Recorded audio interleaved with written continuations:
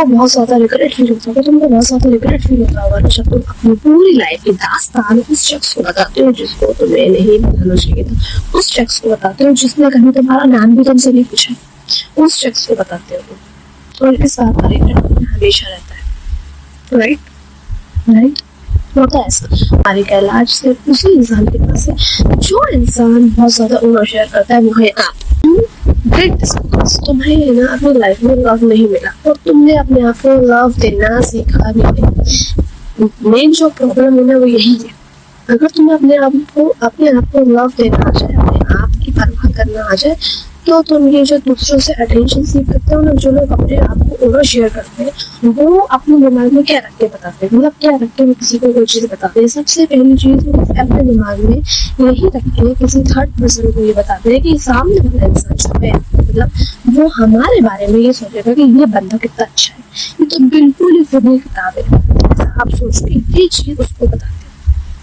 मैंने सोच के ये बता दूं ना कि क्या आप सोचते हैं, क्या आपको पता भी नहीं है कि आप अपने बारे में ऐसा सोचते हो, उसको बताते हो। लेकिन जो सही रीजन है वो यही है कि आप उसको बताते हो ताकि वो आपके बारे में ये सोचे कि आप बहुत ही किताब हो। ये बहुत बड़ी रियलिटी, इसको आपको समझना पड़ेगा। जब तक आप इस चीज को नहीं समझोगे, आप ऐसे अपने प्रयास, अपने विन्स, अपने सैड मोमेंट, अपने ट्रॉमेटाइज मोमेंट, अपने पेरेंट्स के साथ लड़ाई, अपने दोस्तों के साथ लड़ाई, हर वो चीज आप सामने वाले को बताओगे जो उसको बताने की नहीं।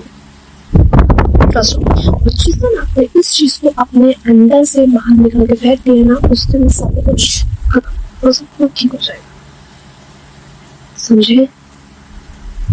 सबसे मेन प्रॉब्लम इस ओवर शेयर की पता है क्या है? मतलब तुम्हारे पास कुछ टॉपिक नहीं है उससे बात करने के बाद, तो सामने इंसान बैठा है जिसको आप अपने पूरे रामबाण इलाज बताते रहते हो, अपनी ट्रॉमेटाइज स्टोरी बताते रहते हो, उसको बताने के लिए आपके पास कोई टॉपिक नहीं है या कोई ऐसा उसके अलावा कोई हटके टॉपिक नहीं है जिसके ऊपर आप बात कर सको और आपका नीचे थोड़ा सा टॉपिक वाला है।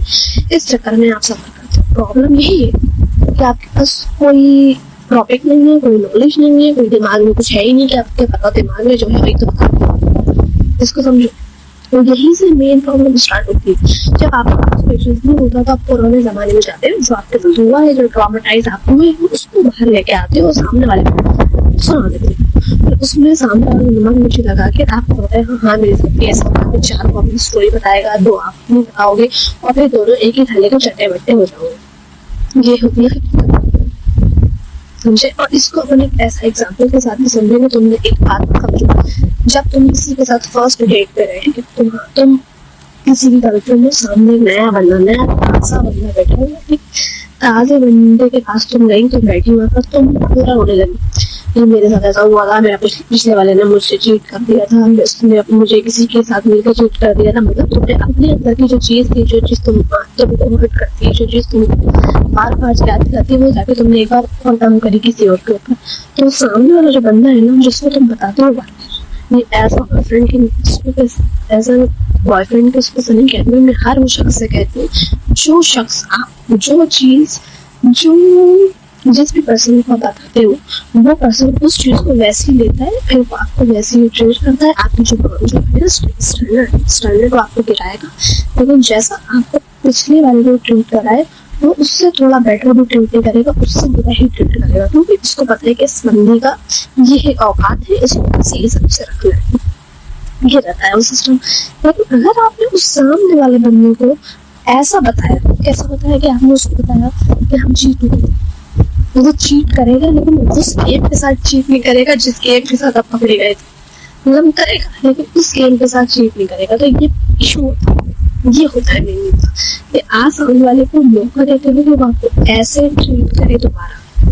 अगर आप मौका मिले तो आप हर इंसान को अपना दुख दर्द बता सकते हो, बताना क्यों जो साइलेंस होती है ना बर्दाश्त नहीं होती। ये भी एक बहुत इशू है। तो बैठे हो, ऐसे मैं बैठी हूँ आपके साथ, आप वहाँ बैठे हो इस बार, और मैं बोल रही हूँ अपना जो बता रही हूँ, क्योंकि वो साइलेंस है। अगर आपने बोले तो सामने वाला भी नहीं बोलेगा, ऐसा आपको लगता है। उसको मौका दो, उसका ट्रॉमा सुनो। आप मुझे पता है आप ये बोलोगे कि उसका ट्रॉमा हम क्यों सुने, जब उसका नहीं सुन पा रहे, ऐसे ही लेके देखो तुम उसका नहीं सुन पा रहे हो, कोई तुम्हारा क्यों सुनेगा? इस बात को समझो। अब करें क्या? अब करेंगे जब भी कोई आपकी ऐसी आप मतलब बार बार क्या बोलते हैं उसे, ट्रिगर होकर अपना काम ये होता है। एक नस जो होती है दिमाग में दीवार और उकसाती है कि उसको ये बात बताओ, उसको ये बात बताओ, तो ये डायरेक्टली ऑफर करता है। तो ये चीज़ आपको अवॉइड करनी है। साइलेंस को थोड़ा सा पेशेंस के हैंडल करना है। आई नो ये ऑफवर्ड होता है बट आपको हैंडल करना है, समझे? आप आपसे कह रही हूँ समझ जाओ, समझ गए। फिर मिलेंगे।